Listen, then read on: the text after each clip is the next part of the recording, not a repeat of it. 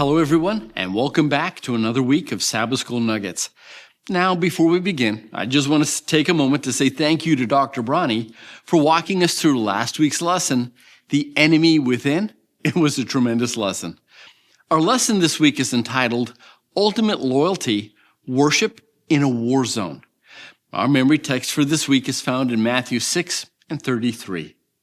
But seek first the kingdom of God and his righteousness, and all these things will be added to you.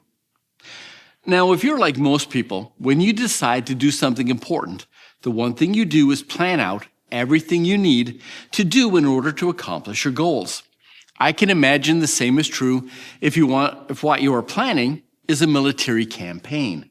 Now, I've never been to war, but I can imagine that you would put at the top of your list things like as a weapons check, because you can't fight without weapons. Maybe you would make sure that you have enough food and shelter and medical supplies. And of course, you need an army that is trained and ready to go. But how many armies do you think put worship at the top of their list?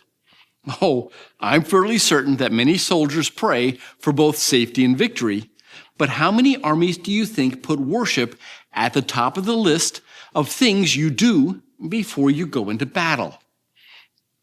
Let's take it up a notch and make it more practical. How many of us make worship a priority before we walk out the door each day?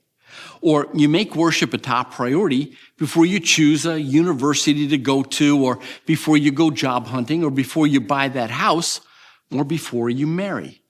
Again, I'm not talking about prayer. I'm talking about worshiping God.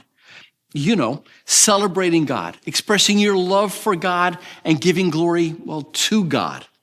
Not because of what you want him to do for you, but because you know that the most important thing you can have is a relationship with God.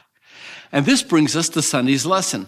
And I've got to wonder what kind of military strategy involves circumcision. You see, it's one thing to circumcise a male when he's 8 days old versus when he's 20 years. You circumcise someone when they're a fully grown man, and you're going to leave him sick and defenseless, for at least 3 days. 3 days when your entire army is out of commission. So why do it? Because Israel was about to enter a land that didn't belong to them.